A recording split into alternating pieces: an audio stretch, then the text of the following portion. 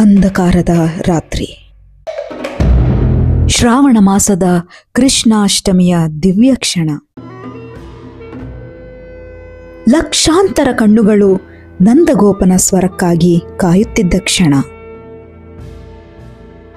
ಆದರೆ ಆ ರಾತ್ರಿ ಶುರುವಾಗಿದ್ದು ಕಾರಾಗೃಹದೊಳಗೆ, ಭಯಾನಕ ಭವಿಷ್ಯವಾಣಿಯ ನೆರಳಿನಲ್ಲಿ.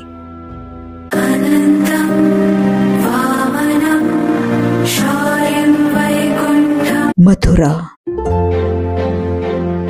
ರಾಜ ಉಗ್ರಸೇನನಿಂದ ವೈಭವವಾಗಿ ಸಮೃದ್ಧಿಯಾಗಿದ್ದ ರಾಜ್ಯ. ಜನರೆಲ್ಲ ನೆಮ್ಮದಿಯಿಂದ ಸಂತೋಷವಾಗಿದ್ದ ದ್ವಾಪರಯುಗ.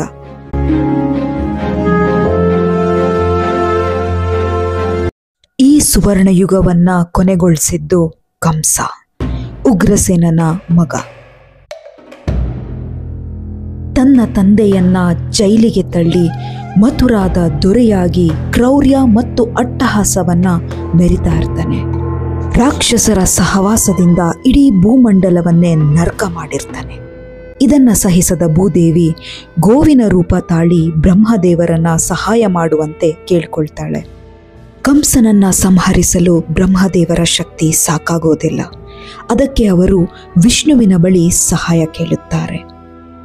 ಇದಕ್ಕೆ ಸಹಾಯ ಮಾಡುವ ವಿಷ್ಣುದೇವರು ಭೂಮಿಯ ಮೇಲೆ ಅವತಾರವೆತ್ತಿ ಕಂಸನನ್ನ ಸಂಹರಿಸುವಂತೆ ನಿರ್ಧರಿಸುತ್ತಾರೆ.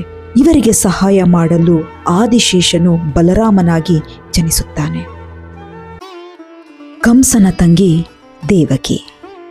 ದೇವಕಿಯ ವಿವಾಹ ವಾಸುದೇವರೊಡನೆ ಅದ್ದೂರಿಯಾಗಿ ನೆರವೇರುತ್ತೆ. ಇಡೀ ಮಥುರಾವೇ ಹಬ್ಬದ ಸಂಭ್ರಮ ಅನ್ನೋ ರೀತಿ ಇವರ ವಿವಾಹ ಮಹೋತ್ಸವವನ್ನು ನಡೆಸ್ತಾನೆ ಕಂಸ. ಈ ಸಂಭ್ರಮದ ಸಮಯದಲ್ಲಿ ಭವಿಷ್ಯವಾಣಿಯೊಂದು ಈ ರೀತಿ ನುಡಿಯುತ್ತೆ.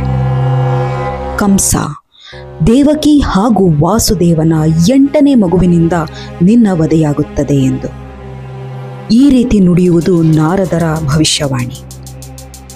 ಇದರಿಂದ ತೀವ್ರ ಕೋಪ ಮತ್ತು ಆತಂಕದಿಂದ ಕಂಸ ದೇವಕಿಯನ್ನ ಸಾಯಿಸಲು ಹೋಗ್ತಾನೆ. ಇವರ ಮಧ್ಯೆ ಬರೋದು ವಾಸುದೇವ. ತಮಗೆ ಹುಟ್ಟುವ ಎಲ್ಲಾ ಮಕ್ಕಳನ್ನ ಕಂಸನಿಗೆ ನೀಡುವುದಾಗಿ ಹೇಳಿ ದೇವಕಿಯನ್ನ ಕಾಪಾಡ್ತಾರೆ. ಇವರ ಮಾತಿಗೆ ಒಪ್ಪುವ ಕಂಸ ದೇವಕಿ ಹಾಗೂ ವಾಸುದೇವರನ್ನ ಜೈಲಿಗೆ ಕಳಿಸ್ತಾನೆ. ತೀವ್ರವಾದ ಕಣ್ಗಾವಲಿನಲ್ಲಿ ಇವರನ್ನ ಜೈಲಿನೊಳಗಡೆ ಬಂಧಿಸಲಾಗುತ್ತೆ. ಪ್ರೀತಿಯ ಅಣ್ಣನಾಗಿದ್ದ ಕಂಸ ನಾರದರ ಭವಿಷ್ಯವಾಣಿಯಿಂದ ಕ್ರೂರನಾದ. ದಿನಗಳು ತಿಂಗಳಾದವು, ತಿಂಗಳುಗಳು ವರ್ಷಗಳಾದವು. ವಾಸುದೇವ ಧೈರ್ಯ ಕಳೆದುಕೊಳ್ಳದಂತೆ ಧರ್ಮದ ಕಥೆಗಳ ಮೂಲಕ ದೇವಕಿಗೆ ಸಾಂತ್ವನ ನೀಡ್ತಾ ಇದ್ದ. ದೇವಕಿ ನಿತ್ಯವೂ ವಿಷ್ಣುವನ್ನ ಪ್ರಾರ್ಥನೆ ಮಾಡ್ತಾ ಇದ್ಲು. ದೇವಕಿ ತನ್ನ ಮೊದಲ ಮಗುವಿಗೆ ಗರ್ಭವತಿಯಾಗ್ತಾಳೆ.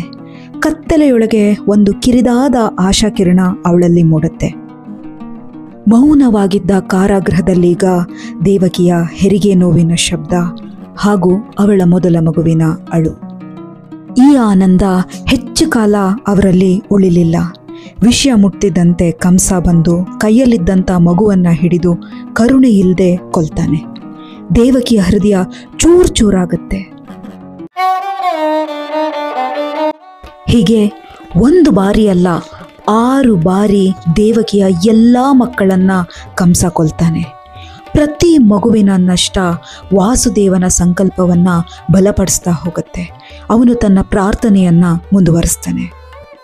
ದೇವಕಿ ಈಗ 7ನೇ ಬಾರಿ ಗರ್ಭಧರಿಸಿದ್ದಾಳೆ. ಈ ಸಮಯದಲ್ಲಿ ಒಂದು ಅದ್ಭುತವಾದ ಘಟನೆ ನಡೆಯುತ್ತೆ. ದೂರದ ವೈಕುಂಠದಲ್ಲಿ ಶ್ರೀ ವಿಷ್ಣು ತನ್ನ ಶಾಶ್ವತ ಶಕ್ತಿಯಾದ ಯೋಗಮಾಯೆಯನ್ನ ಕರೆದು ಈ ರೀತಿ ಹೇಳ್ತಾರೆ. ಓ ಯೋಗಮಾಯೆ, ಮಾನವ ಲೋಕಕ್ಕೆ ಹೋಗು. ದೇವಕಿಯ ಗರ್ಭದಲ್ಲೀಗ ನನ್ನ ಶಾಶ್ವತ ಸಂಗಾತಿಯಾದ ಆದಿಶೇಷನ ಅವತಾರ ಬೆಳೀತಾ ಇದೆ. ಕಂಸ ಅವನನ್ನ ಕೊಲ್ಲದಂತೆ ಅವನನ್ನ ಗೋಕುಲದಲ್ಲಿರುವ ವಾಸುದೇವನ ಮತ್ತೊಂದು ಪತ್ನಿಯಾದ ರೋಹಿಣಿಯ ಗರ್ಭಕ್ಕೆ ಕೊಂಡೊಯ್ದು ಹಾಕು. ಬಳಿಕ ದೇವಕಿ ಮತ್ತೊಮ್ಮೆ ಗರ್ಭಿಣಿಯಾಗುವಾಗ ನಾನು ಅವಳ 8ನೇ ಮಗನಾಗಿ ಅವತರಿಸುತ್ತೇನೆ ಎಂದು.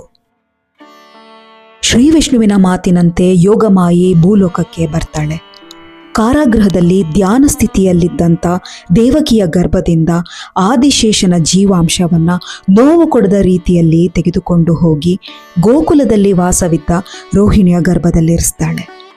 ಇತ್ತ ಮಥುರೆಯಲ್ಲಿ ದೇವಕಿಯ ದೇಹ ಏಕಾಏಕಿ ಹಗುರವಾಗುತ್ತೆ.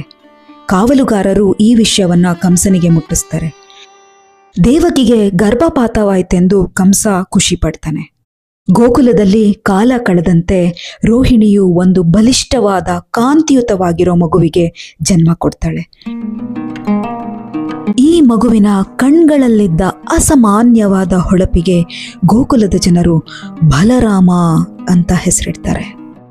ಗೋಕುಲದಲ್ಲೀಗ ವಾಸುದೇವ ಹಾಗೂ ದೇವಕಿಯ ಮೊದಲ ಸಂತಾನವಾಗಿ ಬಲರಾಮ ಬೆಳಿತಾನೆ.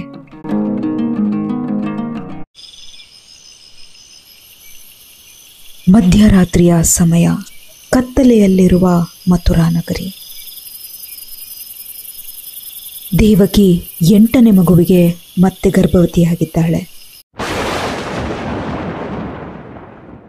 ಹೊರಗೆ ಭಯಂಕರ ಗಾಳಿ, ಮಳೆ, ಮಿಂಚು. ಆ ಮಧ್ಯರಾತ್ರಿಯ ಸಮಯದಲ್ಲಿ ತುಂಬಿದ ಗರ್ಭಿಣಿ ದೇವಕಿ ಮಗುವಿಗೆ ಜನ್ಮ ನೀಡಿದಳು.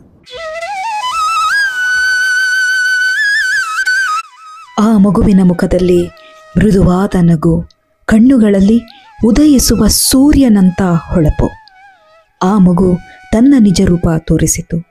ಸಾಕ್ಷಾತ್ ಶ್ರೀ ವಿಷ್ಣು ದರ್ಶನ ನೀಡಿ ದೇವಕಿ ಮತ್ತು ವಾಸುದೇವನಿಗೆ ತಾನು ಹುಟ್ಟಿರುವುದು ಕಂಸನ ಅಂತ್ಯಕ್ಕೆ, ನನ್ನನ್ನು ಗೋಕುಲಕ್ಕೆ ಕರೆದುಕೊಂಡು ಹೋಗಿ ಅಲ್ಲಿ ಯಶೋಧ ಮತ್ತು ನಂದರ ಮಗಳ ಜೊತೆ ಬದಲಾಯಿಸುವಂತೆ ಸೂಚಿಸಿದನು.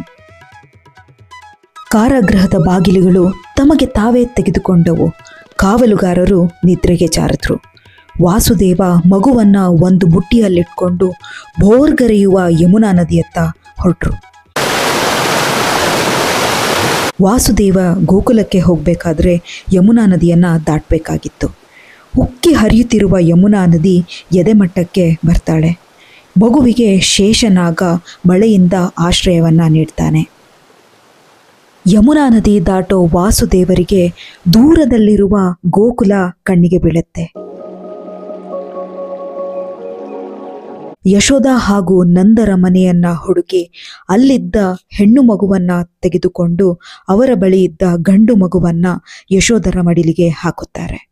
ಪ್ರಜ್ಞೆಹೀನಳಾದ ಯಶೋಧಾಳಿಗೆ ತನಗೆ ಜನಿಸಿದ ಮಗು ಯಾವುದೆಂದು ತಿಳಿದಿರುವುದಿಲ್ಲ. ಹೆಣ್ಣು ಮಗುವನ್ನ ಎತ್ತುಕೊಂಡು ವಾಸುದೇವರು ಮಥುರೆಯ ಕಡೆಗೆ ಬರುತ್ತಾರೆ. ಕಾವಲುಗಾರರ ಕಣ್ತಪ್ಪಿಸಿ ಮಗುವನ್ನ ಕಾರಾಗೃಹದೊಳಗೆ ಸೇರಿಸುತ್ತಾರೆ. ಇತ್ತ ವಿಷಯ ತಿಳಿದ ಕಂಸ ಮಗುವನ್ನ ನೋಡಲು ಕಾರಾಗೃಹಕ್ಕೆ ಬರುತ್ತಾನೆ. ಯಶೋದೆಯ ಕೈಯಿಂದ ಮಗುವನ್ನ ಕಿತ್ತುಕೊಳ್ಳುತ್ತಿದ್ದಂತೆ ಅವನ ಕೈಯಿಂದ ಮಗು ಜಾರುತ್ತದೆ. ಒಂದು ದೇವತೆಯ ಸ್ವರೂಪವನ್ನ ಪಡೆದುಕೊಳ್ಳುತ್ತೆ. ಈ ದೇವತೆಯೇ ಯೋಗಮಯಿ. ದೇವತೆಯ ಸ್ವರೂಪ ಪಡೆದ ಮಗು ಕಂಸನಿಗೆ ಈ ರೀತಿ ಹೇಳುತ್ತೆ: ಮೂರ್ಖ ಕಂಸ, ನಿನ್ನ ಸಂಹಾರ ಮಾಡುವ ಮಗು ಈಗಾಗಲೇ ಜನಿಸಿ ಬೇರೆಡೆ ಇದೆ. ಅದು ಎಂದೂ ನಿನಗೆ ಸಿಗುವುದಿಲ್ಲ. ನಂತರ ಆ ದೇವತೆ ಅಲ್ಲಿಂದ ಅದೃಶ್ಯವಾಗುತ್ತಾಳೆ. ಇತ್ತ ಗೋಕುಲದಲ್ಲಿ ಜನರೆಲ್ಲ ಮಲಗಿರ್ತಾರೆ. ಮುದ್ದಾದ ಮಗು ಯಶೋದೆಯ ಮಡಿಲ್ ಸೇರಿರುತ್ತೆ. ಬೆಳಗ್ಗೆ ಎದ್ದ ಊರಿನ ಜನರಿಗೆ ಮಗುವಿನ ವಿಷಯ ಗೊತ್ತಾಗ್ತಿದ್ದಂತೆ ಗೋಕುಲದಲ್ಲೆಲ್ಲ ಸಂಭ್ರಮ. ಮುದ್ದು ಕೃಷ್ಣನ ಆಗಮನ ಈ ಪ್ರಪಂಚಕ್ಕೆ. ಸ್ವಾಗತಂ ಕೃಷ್ಣ, ಶರಣಾಗತಂ ಕೃಷ್ಣ. ಮುಂದಿನ ಸಂಚಿಕೆಗಾಗಿ ತಪ್ಪದೆ ಸ್ನೇಹ ಕಥಾ ಸಮಯ ಚಾನೆಲ್ಗೆ ಸಬ್ಸ್ಕ್ರೈಬ್ ಮಾಡಿ.